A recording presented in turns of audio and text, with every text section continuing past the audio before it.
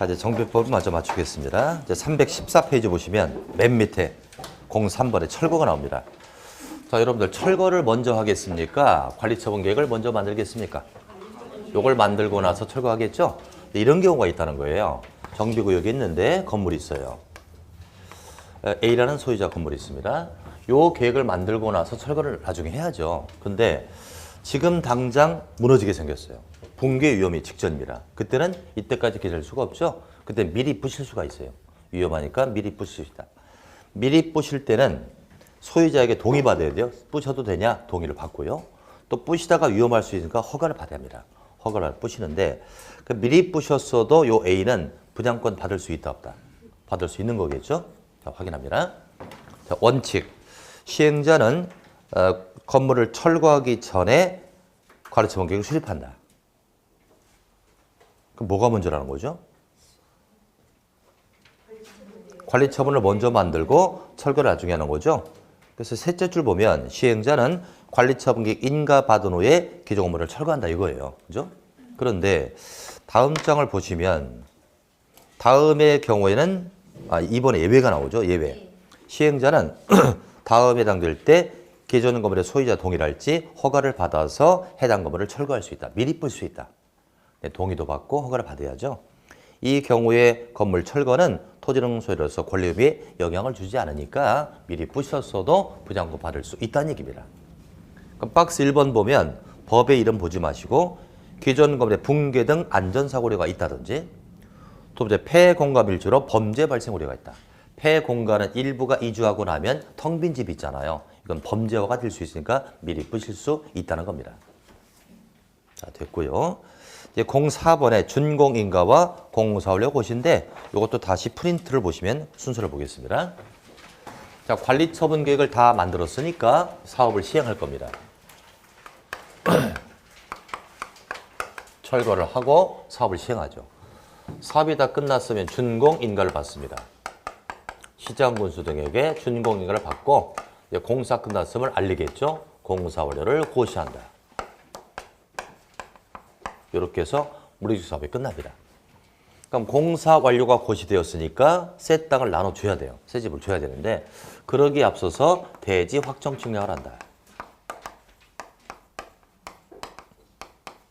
확정 측량이면 세부 측량입니다. 세부 측량을 토대로 하여 줄만치 쪼개야죠. 토지를 분할한다. 토지를 분할하고 쪼갰으니까 소유자에게 주겠다라고 통지해야죠. 통지하고 소유권을 이전하는 겁니다. 자, 공사가 끝났죠?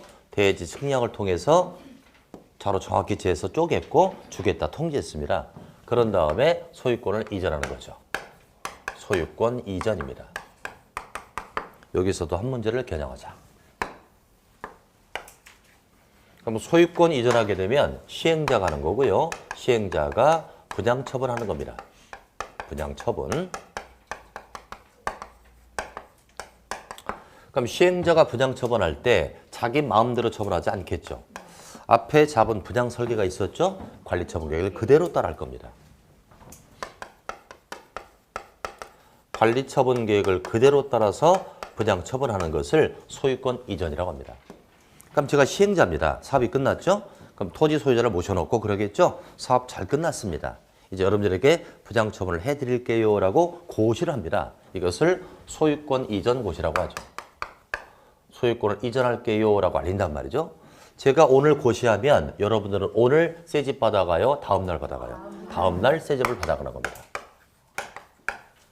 그래서 소유권 이전 고시의 법률상 효과 딱 두 가지. 새 땅과 새 집의 소유권을 취득하는 겁니다. 대지 건물의 소유권을 취득한다. 그것을 다음날 취득하죠. 그다음에 청산금이 확정되는 거죠. 과부족을 돈으로 처리하는 청산금이 확정되는 것이 다 다음날입니다. 그래서 취득이나 확정은 다 다음날 이루어지고 있다. 이렇게 정리하자. 소유권 이전 고시하면 분양처분한다 이렇게 생각하시면 돼요.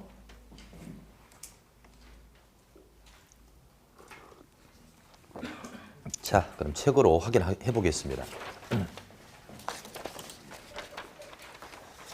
자, 책을 이제 보시면 준공인가 나오지 않습니까? 자, 이번에 준공인가는 누구한테 받는다고요? 시장원수 등 나올 겁니다. 시장원수 등 확인하시고요. 이제 동그라미 2번을 보시면 둘째 줄에 효율적 준공검사 나와 있고요. 그 밑에 줄 기관에게 의뢰할 수 있다고 돼 있죠. 효율적 검사를 위해서 공공기관이나 연구기관에 의뢰할 수 있다고 돼 있습니다. 3번 공사 완료고시 나오죠. 이것도 시장원수에게 받습니다. 준공인가와 공사 완료고시는 다 시장원수 등이죠. 자, 다음 장 넘기면 바로 2번 준공인가 전에 사용허가라고 되어 있습니다. 준공인가 전이라도 사용할 수 있다는 거예요. 지장이 없다면 사용을 허가해 준다고 나와 있습니다. 확인만 해주시고요. 자, 이제 괄호 3번으로 갑니다. 정비구역의 해제 의제인데요. 자, 정비구역 지정은 언제 해제된다? 준공인가 고시가 있은 그 다음 날 해제가 됩니다. 준공인가 받았으니까 공사 끝난 거예요. 그 다음 날 해제가 되는데 중요한 건 괄호속입니다. 관리처분 계획을 출입했다면 소유권을 이전할 거 아니겠습니까? 그때는 소유권 이전 고시 그 다음 날 구역은 해제가 됩니다. 분양처분하고 나서 그 다음 날 구역은 해제가 되는 것이죠. 맨 끝에 줄 정비구역 해제는 조합의 존속에는 영향을 주지 않는다라고 돼 있죠. 구역이 해제됐어도 당분간 조합은 살아있다는 얘기죠. 왜죠? 추가 분양 같은 걸 위해서 조합은 당분간 살아있다 이런 얘기예요. 바로 없어지는 게 아니고요.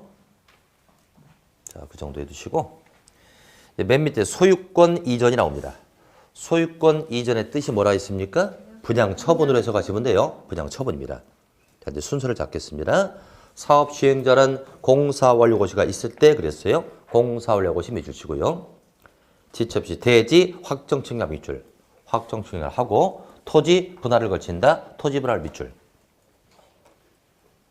그리고 분양 발할 때 통지한다. 통지 밑줄. 그리고 대지 건물에 소유권 이전한다. 소유권 이전 밑줄. 순서 잡은 거예요.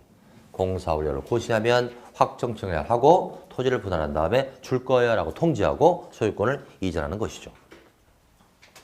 자, 오른쪽 괄호 2번. 자, 셋째 줄 봅니다. 고시가 있은 그 다음 날 대지 건물의 소유권을 취득한다는 거죠. 새 땅, 새 집의 취득 시기가 언제라고요? 고시가 있은 다음 날이죠. 무슨 고시? 소유권 이전 고시죠. 소유권 이전 고시 그 다음 날 취득 시기로 보고 있다. 이제 괄호 4번으로 내려갑니다. 소유권 이전 고시 효과죠. 자, 1번은 무슨 내용이냐면 종전에 있었던 권리가 있을 거 아니에요? 저당권이나 전세권은 다 새 땅, 새 집으로 설정된 것으로 봐야죠. 자, 봅니다. 대지 또는 건축물을 분양받을 자에게 소유권 이전 고시 규정에 의해 소유권을 이전한 경우 종전 호재 건물에 설정된 지상권, 전세권 등은 다 소유권을 이전받은 대지 건물에 설정된 것으로 보는 겁니다. 새 땅, 새 집으로 옮겨간다는 얘기예요. 자, 이제 맨 끝에 3번에 등기가 나오죠. 자, 정리합니다. 분양 처분을 다 했으니까 새 땅, 새 집이 내 거야 라고 등기할 겁니다. 등기한다. 등기하는데 이 등기는 시행자가 일괄적으로 합니다. 시행자가 일괄적으로 하고요. 지체 없이 합니다. 소유권 이전 고시로부터 지체 없이 등기를 하고요. 이 등기할 때까지 다른 등기를 할 수가 없습니다. 다른 등기 X. 시행자가 한다, 지체 없이 한다, 그거 할 때까지 다른 등기 할 수 없습니다. 자, 확인하겠습니다. 등기죠. 자, 시행자 밑줄 딱 치고요. 시행자는 소유권 이전 고시가 있을 때 지체 없이 밑줄, 지체 없이 등기를 하는 것이고요. 2번, 다른 등기할 수 없다고 돼 있죠. 딱 세 가지만 치면 돼요. 시행자가 한다, 지체 없이 한다, 다른 등기할 수 없다. 자, 이쯤에서 책 맨 밑에다가 제목을 환지등기라고 적어보자. 환지등기. 뭐 지난주 배운 거죠? 도시개발법상 환지등기입니다. 새 땅에 등기, 땡땡 하고요. 누가 한다? 시행자. 시행자가 하고요. 며칠이나 한다? 14일. 14일이나 한다. 그리고 다른 등기 X. 다른 등기 할 수 없다. 자, 비교해보자는 말이죠. 지금의 등기와 비교하면 다 같은데 14일과 지체 없이만 차이가 나죠. 그래서 정비법 등기에다가 14일에 한다라고 내면 틀리는 거예요. 이건 지체 없이입니다. 그렇게 구별을 해주시기 바라요. 자, 책을 이제 한 장 넘기시고요. 정비법이 거의 끝나가는 것 같습니다. 6번에 청산금이 나오죠. 과부족을 돈으로 주고받는 거예요. 더 받고 덜 받을 때. 자, 이제 오른쪽 페이지로 와보십시오. 1번에 강제징수가 나올 겁니다. 낼 자가 안 내면 압류처분해서 강제로 뺏어가는 거예요. 그럼 강제징수는 누구만 할 수 있다? 행정청만 가능하죠. 행정청만 할 수 있습니다. 자, 내용 보세요. 시장 군수인 시행자는 행정청이니까 청산금 납부자가 내지 않으면 지방세 체납에 따라 징수할 수 있다. 그러나 시장군수가 아닌 시행자라면 강제징수 못하죠. 시장군수에게 징수를 위탁할 수 있습니다. 맡긴다 이거예요. 그럼 시장군수가 거저해줘요? 수수료 받아요? 몇 프로? 4%. 4%의 수수료를 받고 징수를 위탁할 수 있다. 2번 청산금은 공탁할 수가 있고요. 4번 소멸시효가 나온다. 공법상 소멸시효는 대부분 몇 년이다? 5년이다. 대부분 5년이에요. 그래서 청산금을 지급받을 권리나 징수할 권리는 소유권 이전 고시 있은 그 다음 날로부터 5년간 행사하는 시효로 소멸합니다. 5년은 너무나 당연해. 근데 언제부터 5년을 따진다고요? 다음 날부터. 그게 중요한 거예요. 왜 다음 날부터? 여기 봐봐요. 청산금의 확정이 다음 날 됐잖아요. 확정일부터 따지는 거예요. 그래서 다음 날. 그래서 보통 시험 문제는 5년을 그대로 살려주고 다음 날을 빼고 낸단 말이에요. 그래서 틀리는 거예요. 다음 날이 있나 없나? 이걸 꼭 확인해야 되고요. 이제 5번에 물상대위가 나옵니다. 물상대위가 뭐죠? 물건이 옮겨가는 거죠. 그 밑에 여백이 있으니까 그림을 이렇게 한번 그려볼까요? 그림으로 해결하는 게 나을 것 같습니다. 자, 여기 지금 종전주택이 있습니다. 종전주택 소유자 A가 있고요. 두 가지 방향이 있을 거예요. 하나는 분양청을 할 수도 있고 또 하나는 분양청을 안 할 수도 있어요. A가요. 그럼 만약에 A가 분양청을 했다면 A는 새 집을 받아가죠. 새 집을 받아간다. 근데 종전 이 건축물에 저당권이 설정돼 있어요. 저당권. 저당권이 설정돼 있어요. 그럼 A는 분양청 했으니까 새 집 받아가죠. 이때 저당권도 새 집으로 이전될까요? 당연히 옮겨가죠. 근데 이제 얘가 만약에 분양청 안 했대요. 안 했대 뭐 받는다? 청산금. 청산금을 받을 거예요. 이때 이 저당권도 청산금에 옮겨간다, 안 옮겨간다? 옮겨간다는 거죠. 물상이 대위된다. 물건이 저당권이 청산금에 대해서 저당권을 설정할 수 있다는 거예요.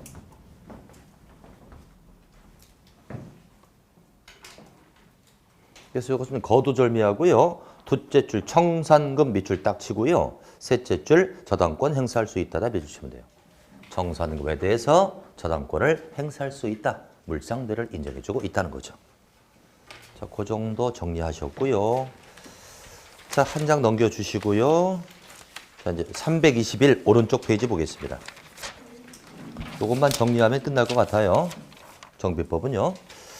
자, 01번에 정비사업 전문관리업자가 나오죠. 우리 아까 위탁자문 쓴 거 있죠. 얘네들입니다. 자, 다음 사항을 추진위원회나 시행자로 위탁받는다. 위탁동그라미. 또 자문을 한다. 자문동그라미. 이런 자 자본 인력을 갖춰서 시도시장에 등록한다. 그 다음 밑줄. 시도에게 등록한다. 그러니까 일정 기준을 갖춰가지고 시도시장에 등록을 하는데 얘네들은 자문과 위탁을 해줍니다. 자문과 위탁을 하는 거니까 실질적인 일을 하는 거예요. 도와주는 일을 하는 거예요. 도움을 주는 거죠. 그래서 박스에 6가지는 얘네가 할 수 있는 업무예요. 이 업무는 알맹이겠어요? 껍데기겠어요? 도와주는 거니까. 그다음 껍데기라고 적죠. 껍데기를 합니다. 실질적인 일을 하지 않고요. 도와주는 껍데기를 한다. 그래서 1번의 끝에 대행, 2번도 대행, 3번은 중간에 검토, 4번은 끝에 지원, 5번 대행, 6번 대행이죠. 껍데기를 합니다. 대행, 검토, 지원 정도 합니다. 그러나 02번, 얘네들이 할 수 없는 업무가 있어요. 그게 박스에 딱 5개. 이건 할 수 없다고요? 이건 알맹이에요? 껍데기예요? 알맹이. 알맹이는 못한다. 그래서 1번에 철거 못합니다. 되게 철거하는 자는 고수익자예요. 고수익이 창출돼서 되게 깍두기들이 하지 않나요? 조폭들이 한다. 이런 본연적 업무는 얘네가 못합니다. 또 설계 못하고요. 시공도 못하죠. 본연 쪽은 뭐. 다음 페이지 회계감사 못합니다. 철거나 설계나 시공이나 회계감사 못합니다. 얘네들은 무슨 일을 한다고요? 껍데기. 껍데기가 뭐죠? 대행, 검토, 지원 정도 한다. 이렇게 보시면 돼요.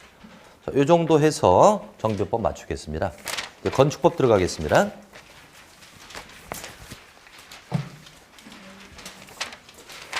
자, 페이지 330페이지 펴주시고요.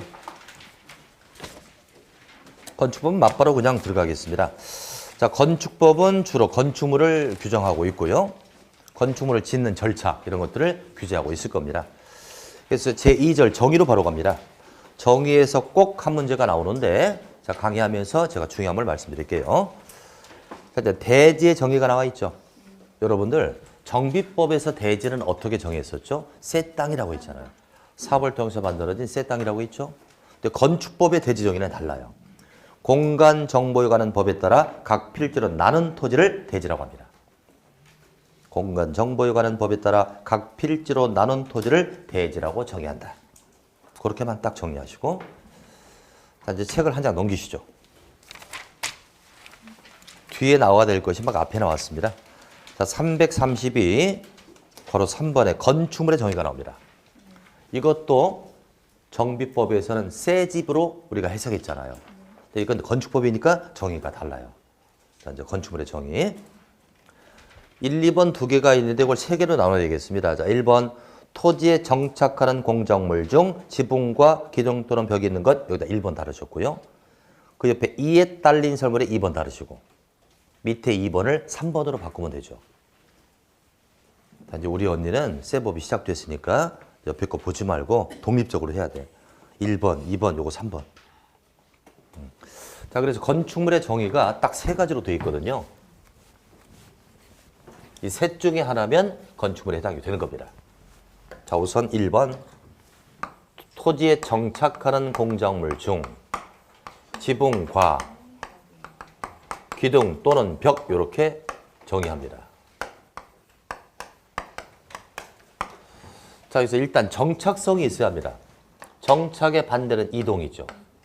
건축물은 이동성이 있어서는 안 되죠. 이동을 한다면 바람만 불어도 날아가죠. 정착을 해야 되고요. 또 지붕과 기둥 또는 벽 그랬어요. 이건 과고 이건 또는이야. 또는은 선택이죠. 그러니까 기둥이나 벽은 있어도 그만 없어도 그만. 그러나 과라는 건 and잖아요. 이건 필수. 지붕은 필수. 그러니까 첫 번째 조건은 땅에 정착되어 있고 지붕이 반드시 있으면 건축물이다. 지붕을 필수 부재로 두는 이유는 지붕이 없다면 외부의 기상 요건과 직결하잖아요. 비가 막 들어오죠. 지붕은 그런 기능을 하고 있습니다. 두 번째, 이에 딸린 설문이라고 되어 있는데 거기다 대문과 담장. 대문과 담장을 뜻한다. 이에 딸린 설문을 할 때 이해할 때 이가 뭐예요? 건축물. 그래서 대문과 담장이 건축물에 딸려 있다면 건축물이고 딸려 있지 않으면 건축물이 아니다. 세 번째, 지하나 고가의 공작물의 절제는 차고, 창고, 상점이 쭉 나오죠. 지하, 차고도 건축물. 또 고가 사다리에다 공연장을 만들어도 건축물이다. 이렇게 보시면 돼요. 셋 중 하나면 건축물이다. 확인하셨고요. 자, 이제 오른쪽 페이지를 봐야 되겠습니다. 오른쪽 페이지 맨 위에 제목이 뭔가요? 건축법을 적용하지 않는 건축물, 그다음 별표 하나 딱 세요. 시험에 출제가 잘 되거든요. 왜 잘 된다? 몇 개니까? 5개니까. 오디션에 딱 들어맞거든요. 자, 다시 한번 제목이 뭐라고요? 건축법을 적용하지 않는 건축물. 이 박스의 5개는요. 건축물이에요? 아니에요? 건축물인데 적용을 안 하죠. 딴 말 하지 마시고요. 건축물이에요? 아니에요? 아니에요. 맞잖아요. 건축물이잖아요. 다만 건축법을 적용하지 않다 뿐이지 건축물이라고요. 그래서 제목을 읽어보라고 한 거예요, 지금. 근데도 틀리잖아, 그죠? 이 5개는 건축물이에요. 근데 건축법을 적용하지 않아요. 그러다 화살표 치고요. 다른 법 적용. 다른 법이 적용되기 때문에 그렇습니다. 우리는 여기서 새로운 사실을 알게 됩니다. 아, 건축법은 모든 건물에 다 적용하는 게 아니구나. 적용 안 하는 것도 있구나. 이유는 뭐 때문이라고요? 다른 법 적용한다. 자, 첫 번째, 문화재 보호법에 의한 지정이나 가지정 문화재. 지정문화재는 국보나 보물처럼 지정이 된 거고요. 가지정은 임시정. 국보로 정되기 전에 지정되는 겁니다. 임시정. 이것은 문화재 보호법을 적용하니까 건축법 적용하지 않습니다. 예를 들면 국보 1호가 뭐죠? 숭례문. 남대문은 숭례문이라고 그러죠. 보물 1호가 뭐죠? 동대문이잖아요. 이것은 건축물이에요, 아니에요? 건축물이에요. 건축법 적용해요, 안 해요? 안 합니다. 뭔 법 적용한다고요? 건축법을 적용 안 하니까 관리가 잘 돼요, 관리가 잘 안 돼요? 문화재 보호법을 적용하는 거 하고요. 건축법을 적용하는 거 어떤 게 관리가 더 잘 되겠습니까? 뭔 소리 하는 거예요? 건축물인데. 제가 이 현직에 있을 때 맨 마지막으로 한 게 문화재 진단이에요. 해보니까 문제가 참 많더라고요. 자, 이렇더라고요. 그 당시 제가 마지막으로 한 게 이제 익산 미륵사지 석탑이 있죠? 익산 가보셨어요? 네. 동탑, 서탑이 있는데 하나의 탑이 거의 다 파쇄가 됐죠. 그거를 결단을 내렸죠. 그래서 그건 해체하라 이렇게 결정이 나서 몇 년 전에 새로 졌다고 합니다. 그 뒤로는 제가 가보지 않았는데 이제 숭례문을 제가 서울에서 진단을 한 적이 있어요. 그때는 이제 남대문이라고 하더라고요. 이렇게 생겼잖아요. 이렇게 생겼는데 이렇게 생겼다고요. 근데 이 밑에 지하철이 지나가요. 그래서 의뢰가 들어왔어요. 문화재청에서 의뢰가 들어왔는데 여기 막 균열이 생기는 거예요. 그리고 막 기울어 이게요. 그래서 원인을 분석해달라. 제가 보니까 밑에 장기간 이 지하철이 다니면서 진동이 발생하죠. 진동 때문에 이런 발생이 됐어요. 근데 이게 이제 건축법을 적용 안 하다 보니까 문화재니까 건축법을 적용 안 하잖아요. 문화재 보호법이 적용돼요. 제가 그때 깜짝 놀랐어요. 이 법이 적용되니까 기술자가 여기를 손을 댈 수가 없어요. 이것도 건축물이니까 건축이나 또는 토목이나 재료를 한 사람들이 달라붙으면 금방 조치를 취할 수 있거든요. 그죠? 근데 문화재 보호법을 적용하다 보니까 여기는 기술자가 한 명도 없어요. 여기는 누가 있다? 문화재위원이 있어요. 문화재위원이면 그 당시 차관급이라고 하더라고요. 차관급. 그때 9분이 계셨거든요. 근데 공통점이 있어요. 다 할아버지들이야. 나이가 많으세요. 그리고 대학 교수랄지 또는 박물관장 이런 출신들이죠. 또 하나의 공통점. 모자를 동그란 거 쓰고 와. 탐험대 같은 거 있잖아요. 그 또 하나 제가 깜짝 놀랐어요. 넥타이를 안 매. 그리고 동그란 거 있잖아요. 줄 이렇게 해서 쭉 당기는 거. 그거 입고 와요. 뭔지 알죠? 그죠? 그래서 회의를 하는데 이분들은 절대 손을 못 대게 하는 거예요. 여기를 보수 보강을 해야 되거든요. 손을 못 대게 하는 거죠. 그래서 점차 문화재가 훼손되는 거예요. 이것을 빨리 건축법 적용을 하게 해야 합니다. 그러면 구조기술사 뭐 이런 균열에 대한 보수 보강 충분히 할 수 있거든요. 그대로 방치하는 거예요. 그래서 제가 볼 때는 빨리 이걸 바뀌어야 됩니다. 근데 이 할아버지들이 안 놔줘. 급수가 높거든요, 이분들이. 이분들이 안 놔주기 때문에 건축법 이양이 안 돼요. 그래서 제가 해보니까 정말 문제가 많아요. 막 균열 가고 이런 게 굉장히 많은데 그거 다 건축하는 사람이 투입되면 그대로 다 해결할 수 있습니다. 좀 안타깝더라고요. 현재까지는 문화재는 건축법 적용하지 않는다. 문화재 보호법이에요. 그러나 그다 화살표 치고요. 전통 사찰, 전통 건조물, 이건 X라고 적으세요. 전통 사찰이나 전통 건조물은 X니까 요 두 가지는 건축법 적용한다는 거예요? 안 한다는 거예요? 한다는 거죠. 전통 사찰, 전통 건조물. 전통 사찰은 아시죠? 절. 전통 건조물에다 한옥이라고 지죠. 한옥. 이건 한옥입니다. 한옥 같은 거 지을 때 허가 받는다, 안 받는다? 받는 거예요. 건축법을 적용하니까 그렇습니다. 이제 두 번째. 철도나 궤도 선로 부지는 다음에서 그래서 철도에 관련된 설이 나옵니다. 운전 보안설, 철도 선로 위아래 가려주는 보행설, 육교 같은 거죠. 이걸 뭐 과선교라고 하더라고요. 철도 육교 같은 거. 또 플랫폼, 급수, 급탄, 급유설. 이런 것들은 왜 건축법 적용 안 한다? 철도에 관한 법이 있겠죠. 무슨 법이면 몰라도. 철도 관련 법이 있겠죠. 그 법을 적용하니까 건축법 적용하지 않습니다. 그러나 화살표 주고 철도 역사는 X. 철도 역사는 X니까 철도 역사는 건축법 적용한다 안 한다? 한다는 얘기죠. 서울 역사랄지 노량진 역사는 적용하는 겁니다. 철도에 관련된 설이 적용하지 않습니다. 세 번째 고속도로 통행료 징수설. 고속도로 빠져나올 때 돈 내는 데 있죠? 이건 도로관련법이 적용될 거예요. 뭐 고속국도법이랄지 그런 법 적용하니까 적용하지 않습니다. 그러나 화살표 치고 고속도로 휴게소는 X. 고속도로 휴게소는 건축법 적용받습니다. 고속도로 휴게소가 뭐 하는 데죠? 우동 먹는 데. 그리고 소떡소떡인가? 그거 먹는 데. 이건 건축법 적용을 합니다. 그러나 톨게이트는 적용 안 한다는 얘기죠. 통행, 신규시설. 자, 4번 컨테이너 동그라미 딱 치고요. 컨테이너가 뭔지 아시죠? 모르면 밑에 그림 보세요. 그림 봐도 잘 모르게 그려놨네. 그죠? 수출 박스 있잖아. 그죠? 자, 컨테이너인데 이런 질문들을 많이 주시더라고요. 요즘에 컨테이너를 가지고 임시 창고를 할지 또는 임시 사무실을 쓸 때가 있잖아요. 여기 창문을 뚫어가지고 쓸 수가 있어요. 그럼 만약에 컨테이너가 건축법을 적용하게 되면 허가를 받을 것이고 적용 안 하면 그냥 줘도 되죠. 되게 이런 질문 많이 하잖아요. 해답이 여기 나오는 겁니다. 자, 컨테이너인데 간이 창고 밑줄, 걸어서 공장 용도 밑줄, 이동이 10단위다 밑줄. 이런 조건을 다 만족하면 건축법 적용 안 하니까 그냥 설치할 수 있어요.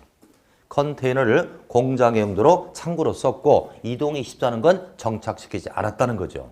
그때는 건축법 적용하지 않습니다. 그러나 컨테이너를 볼트로 해갖고 땅에다 정착시켰으면 건축법 적용한다라고 하는 반대석이 나오는 겁니다. 자, 이제 5번째 하천법상의 하천구역의 수문 조작실. 수량을 조절하게 수문을 조작하는 조작실이죠. 이것은 하천법 적용하니까 건축법 적용하지 않습니다. 이거 출제 잘 돼요. 적용하는 거와 적용하지 않는 것을 비교해 주시기 바랍니다. 자, 이제 한 장 넘기시고요. 이제 걸어 4번에 세 가지가 나오죠. 고층 건축물, 초고층 건축물, 준초고층 세 개 딱 묶어주시고 이 중에서 제일 높은 게 뭘까요? 초고층 건축물. 그죠? 이건 50층 이상이거나 높이가 200m 이상입니다. 이거나로 연결됐으니까 동시종료는 아니고요. 둘 중 하나만 만족하면 됩니다. 그 다음 높은 게 고층이죠. 고층은 초고층의 60%예요. 30층 이상이거나 높이가 120m 이상이라고 돼 있죠. 60% 간 게 아닙니까? 50층의 60%면 30층이고 200의 60%면 120m잖아요. 확인됐죠? 이제 준초고층은 뭐다? 고층 건축물 중 초고층이 아닌 거니까 그 사이에 있는 거. 30에서 50층 사이를 할지 120에서 200 사이를 준초고층이라고 합니다. 그럼 왜 이렇게 자꾸 나누는 거죠? 소방 설비 때문에. 초고층일수록 소방 설비가 더 강화되겠죠. 그래서 여러분들 고층 건물, 초고층이나 준초고층에는 피난 안전구역을 설치합니다. 2번, 3번을 묶어서 피난 안전구역. 초고층이나 준초고층 건물에 피난 안전구역을 설치합니다. 그러니까 피난 안전구역은 뭐냐면 일정 층수마다 우리 강의실만한 넓이의 피난구역을 안전구역을 만들어놨죠. 여기는 공기도 공급이 되고요. 식수도 있고 비상식량이 있어요. 거기 문 닫고 딱 기다리면 전혀 불이 들어오지 않아요. 그럼 119 아저씨가 와서 구해주는 겁니다. 고층 건물과 초고층 건물 같은 경우는 소방대원이 화재를 진압하러 올 때 도면을 갖고 와요. 도면을 보고 피난구역이 어디지를 먼저 확인하고 거기를 투입해서 사람을 구조한다고 하죠. 그걸 소방 쪽 때문에 이게 필요한 것이다 이렇게 보시고요. 자, 이제 오른쪽 페이지 다중이용 건축물의 별표 하나 딱 세요. 다중이용 건축물. 다중이 무슨 뜻입니까? 많은 사람이 이용하는 거죠. 이것도 화재 때문에. 층수가 높거나 사람이 많이 이용할 때 화재가 나면 큰일 나니까 화재 설비를 강화하기 위해서 다중이용 건물을 규정하고 있다. 이건 작년에 시험에 나왔습니다. 올해 또 나올까 안 나올까? 가능성이 커요. 요즘에 화재 많이 나잖아요. 그래서 화재 쪽에 관련된 걸 공부를 좀 해두셔야 될 것 같아요. 그럼 다중이용 건물은 박스에 보면 1번, 1번 아니면 2번 둘 중 하나면 돼요. 1번 바닥 면적 합계 5천 이상인 다음의 건축물. 바닥 면적이 5천 제곱이면 굉장히 큰 겁니다. 그리고 6개의 시설이 나오죠. 첫 번째 문화 및 집회시설. 사람이 많이 모여있죠. 극장 같은 거예요. 그런데 동식물원 제외래요. 동식물원도 문화 및 집회입니다. 그러나 다중에는 빠진다. 왜 그럴까? 동물원에서 화재가 났을 때 사람들의 탈출이 쉬워요, 어려워요? 그러니까 빼는 거예요, 이건요. 소방초가 상관이 없으니까. 그다음 종교 절 나오죠? 교회 같은 거. 그다음 판매설, 백화점. 사람 많지 않습니까? 화재 나면 큰일 나죠. 온수시설 중 여객용시설, 터미널 같은 거. 그리고 의료 중 종합병원. 생각해봐요, 여러분들. 종합병원이 5,000제곱미터 상당히 큰 병원이죠. 화재가 났다고 쳐봐야 큰일 나잖아요. 그러니까 그걸 강화하기 위해서 다중이용건물을 규정하고 있다. 또 숙박 중 관광 숙박이면 호텔 같은 거, 그죠?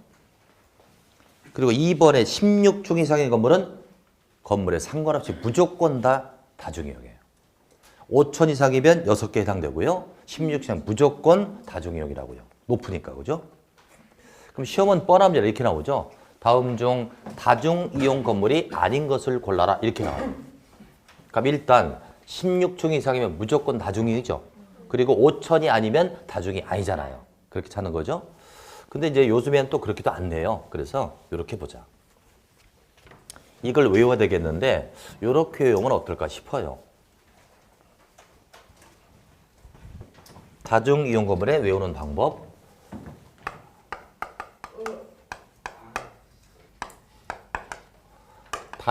다중이용 건축물 16층에서 5천만 원짜리 5천만 원짜리 문종운 사람 이름입니다. 문종운의 술판이 벌어진다. 술판이 벌어진다. 이렇게 외우자.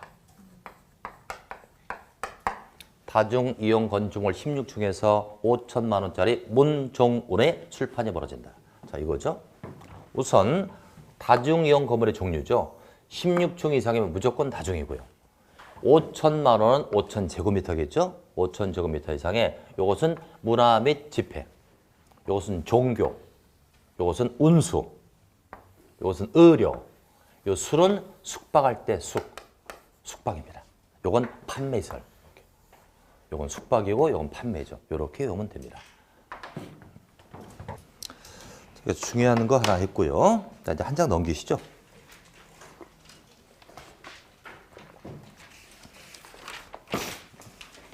자, 한 장 넘기면 10번에 특수구조 건물이 나올 겁니다.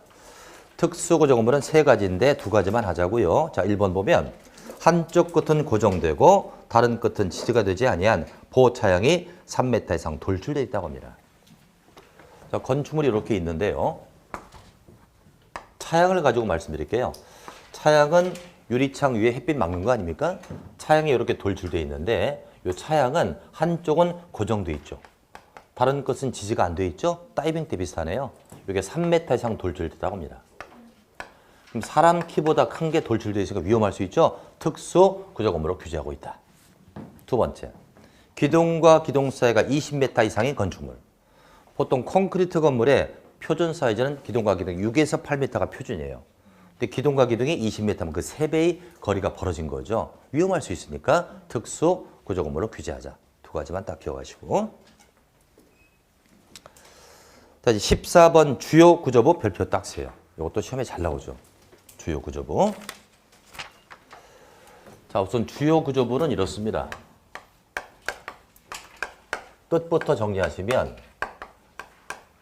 건축물에 미치는 힘. 건물에 여러 가지 힘이 미칠 겁니다. 건축물에 미치는 힘. 이것을 지탱하는 부죠. 지탱합니다.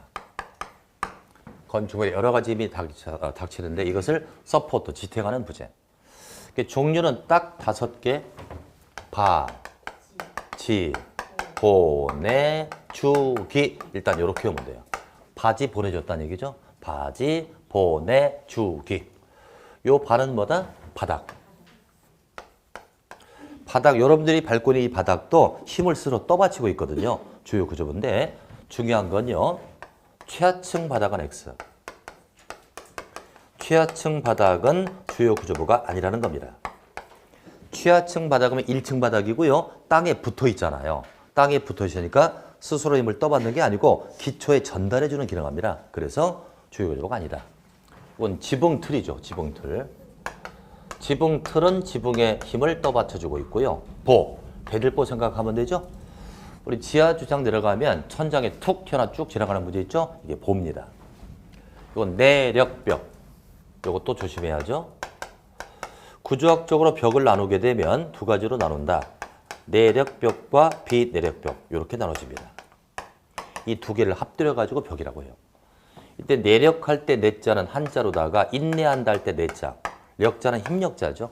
그래서 내력벽은 힘을 인내하니까 주요 구조부입니다. 요건 주로 외벽이죠, 외벽.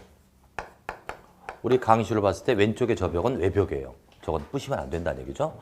근데 비내력벽 할 때 비자는 안일 비자죠. 힘을 지탱하지 않으니 이건 주요 구조부가 아닙니다. 이건 칸막이 벽.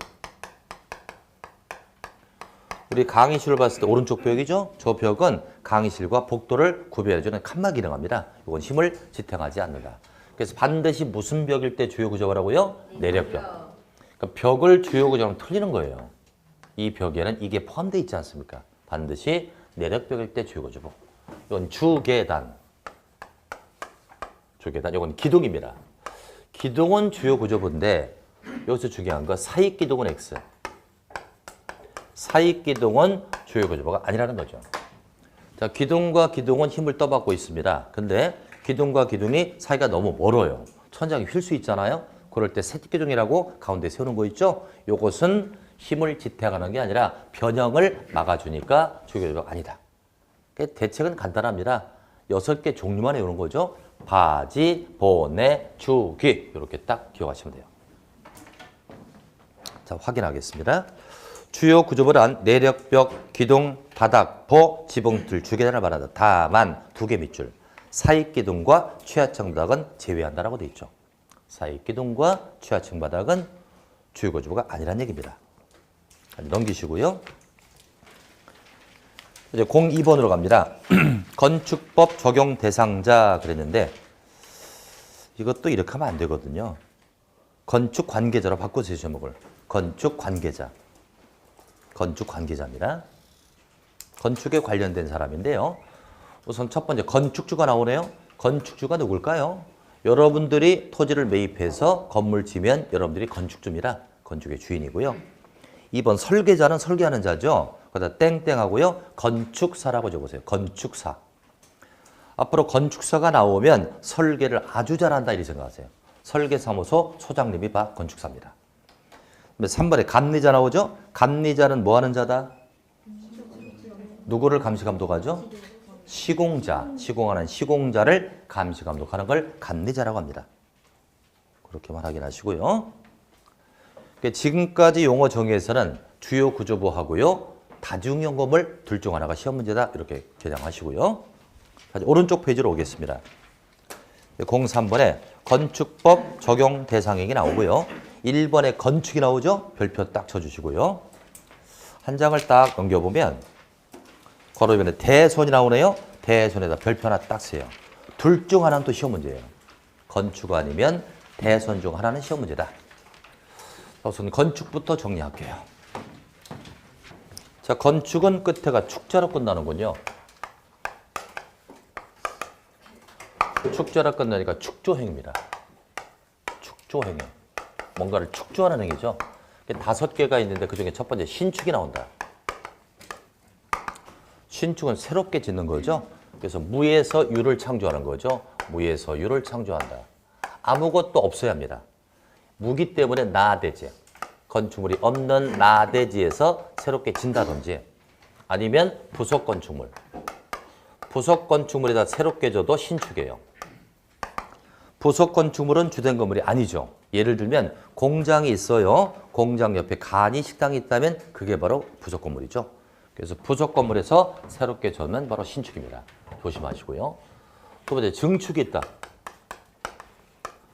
증축은 늘리는 거니까 기존이 있어야 되겠죠. 쪼만했던 있을 유를 큰 유로 바꾼다. 큰 기존으로 바꾼다. 있을 유자 시작이니까 기존 건축물. 기존 건축물에서 늘리는 겁니다. 면적이나 층수나 높이를 크게 하는 것을 증축이라고 한다. 신축은 나대지나 부속에서 시작을 하고요. 증축은 기존에서 출발하고 있다는 거죠. 일단 이 두 개부터 먼저 확인하겠습니다. 자, 신축 보시자고요. 건축물이 없는 대지에 새로 건물을 축조한다. 그랬으니까 나대지가 되고요. 둘째 줄 가로 속 부속 건물이 있는 대지에 새로 건물을 축조해도 신축. 요걸 조심하셔야 돼요. 부속에서 시작돼도 신축입니다. 자, 이제 증축보다 증축은 기존 건물이 있는 대지의 면적이나 층수나 높이를 늘리는 걸 말한다. 어디에서 시작한다고요? 기존에서 출발하고 있습니다. 자, 이제 3번에 개축이 나오고 4번에 재축이 나와요.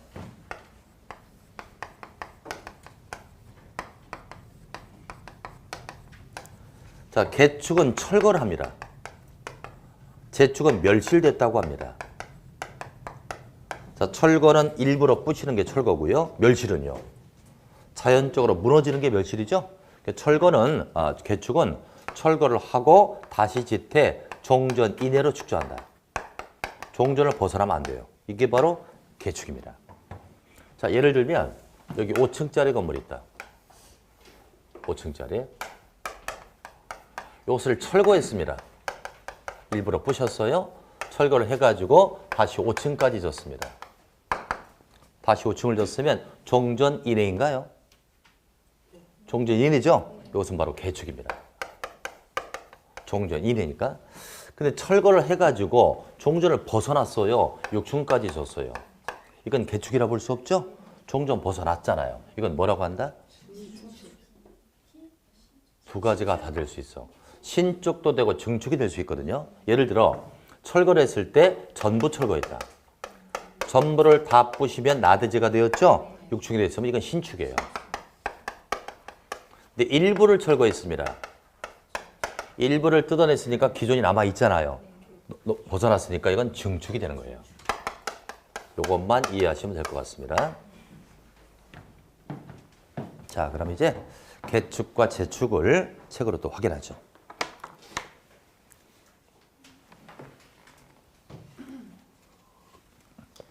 자, 우선 개축부터 볼까요? 철거 찾았습니까? 철거하고 그 대지의 종전과 같은 규모죠. 같은 규모로 주면 바로 개축입니다. 이제 4번 재축에다 빨간펜 밑줄. 이건 작년에 대개정이 되었죠. 잘 보셔야 돼요. 자, 재축 볼게요. 멸실 나왔습니까? 제로 멸실됐어요. 멸실돼서 다음의 요건을 모두 갖추어야 돼요. 박스에 가번, 나번 있죠? 가와 나를 묶어주셔야 돼요. 두 가지를 모두 만족해야 돼요. 첫 번째 가번, 연면적 합계는 종전 규모 이하입니다. 연면적이라는 건 바닥을 몽땅 다 더한 거예요. 이게 종전을 벗어나면 안 돼요. 이제 나번, 동수나 층수나 높이는 다음에 어느 하나면 돼요. 첫 번째, 동수, 층수, 높이가 모두 종전 이하래도 되고요. 두 번째, 동수나 높이나 층수 그중 어느 하나가 오버해도 돼요. 동수나 층수 또는 높이가 어느 하나가 넘어가면 돼요. 근데 반드시 뭐는 종전이네? 연면적 합계는 종전 이내이고 동수나 높이나 층수는 어느 하나만 오버해도 상관이 없다. 예를 들어 드릴게요. 자, 여기 지금 2층짜리 건물이 있었습니다. 바닥이 500제곱이에요. 그럼 연면적이 얼마 나옵니까? 바닥이 2개니까 그죠? 1000이 나왔죠? 이런 건물이 있었고 또 똑같은 건물이 있어요. 똑같은 건물. 500제곱짜리가 있고요. 이것도 연면적이 1000입니다. 2개의 건물이 있었는데 지난밤 강풍이 불었어. 강풍. 이게 싹 다 날아갔어요. 멸실 맞습니까? 멸실이죠? 다시 졌어요. 다시 졌는데 정료가 똑같이 졌어요. 이렇게. 그럼 연면적이 얼마 나옵니까? 1000 나오고 층수 똑같잖아요. 이것은 바로 재축이에요. 종전 이내니까. 근데 지난밤 지진이 발생했어요. 지진. 이쪽에 지진이 생긴 거예요. 이렇게 지진. 이쪽에 건물이 부서졌어. 다시 진 거죠. 지진도 재해니까 멸실이죠. 다시 졌는데 이쪽 땅에는 질 수가 없잖아. 집안 붕괴됐으니까. 이쪽에만 져야 되잖아요. 이쪽에 짓는데 종전과 똑같이 2층으로 져버리니 이렇게밖에 질 수가 없잖아요. 여기는 지을 수 없으니까. 이게 250밖에 안 되잖아요. 그러니까 면면적이 얼마인 거예요? 500배 억울하잖아. 그러면 피치 못할 상황으로 여기 집을 못 졌는데 500 이하면 억울하잖아요. 그러니까 연면적이 1000이니까 1000 이내로 지면 돼요. 더 올렸어 이렇게. 4층으로 만들었어. 그럼 연면적이 얼마 나왔죠? 1000이 나왔죠. 그럼 연면적 합계는 종전 이내잖아요. 그러나 높이는 하나는 올라갔잖아요. 이건 괜찮다 이거예요. 이해할 수 있겠죠? 피치 못하니까 요렇게는 해주자 이거예요. 둘 다 재축이 되는 겁니다. 자, 그래서 여기를 보시면 개축과 재축을 헷갈리면 안 돼요. 개축은 철거입니다. 재축은 멸실입니다. 이게 개냐 재냐 무지 헷갈려요. 이렇게 보시면 돼요. 멸실이면 재해 맞습니까? 재해는 철거예요, 멸실이에요? 이 재해할 때 재를, 재축할 때 재로 연결하자 이겁니다. 한자는 다른데 그렇게 연결하자. 끝으로 이전이 나옵니다. 자, 이전은 일단 철거를 하지 않고요. 해체를 안 하고요. 주요 구조물을 해체하지 않고 같은 대지. 같은 대지 내에서 위치만 바꾸는 거예요. 위치 변경. 이것을 이전이라고 한다. 두 가지가 충족해야죠. 해체하지 않고 같은 대지에서 위치를 변경한다는 것입니다. 자, 이전 좀 볼까요? 주요 구조물을 해체하지 않는다. 주요 구조물가 뭐가 있었죠? 바지, 보내, 주기. 이걸 전혀 해체하지 않고요. 같은 대지 밑줄. 같은 대지에서 위치만 바꾸는 겁니다. 여기 잠깐 보면 이게 대지가 있어요. 대지가 있는데 건물이 여기 이렇게 있었어. 이걸 전혀 뜯어내지 않습니다. 해체하지 않고요. 기준기로 번쩍 드는 거야. 들어가지고 같은 대지에서 위치만 살짝 바꾸는 거죠. 이게 이전이에요. 그러니까 콘크리트 건물은 상상할 수가 없죠. 그래서 그건 주로 조립식 건물이에요. 조립식 건물을 번쩍 들어서 옮길 수 있거든요. 이걸 이전이라고 한다. 그래서 이전은 두 가지가 모두 만족해야죠. 해체하지 않고 같은 대지 내에서 위치만 바꾼다는 겁니다. 자, 그래서 앞으로 건축하면은 5개. 뭐가 있다? 신축, 중축, 개축, 재축, 이축이에요, 이전이에요? 이전이라고 한다. 이축이라고 안 부릅니다. 이 5개를 건축이라고 한다. 자, 이제 한 장 넘기시고요. 2번에 대손이 나오는데 이건 조금 쉬었다 하고요. 오늘 진도를 미리 말씀드릴게요. 오늘 진도는요. 352까지 할 겁니다. 352까지 하는데 1시간 더 해서 끝낼 수도 있고요. 그러면 따발총 쏴야 돼요. 조금 여러분들이 시간적 여유를 주셔서 한 20분 더 하게 되면 널널하게 할 수 있고 선택은 여러분들이. 전자로 할까요? 후자로 할까요? 후자가 낫겠죠? 10분 쉬었다 하겠습니다.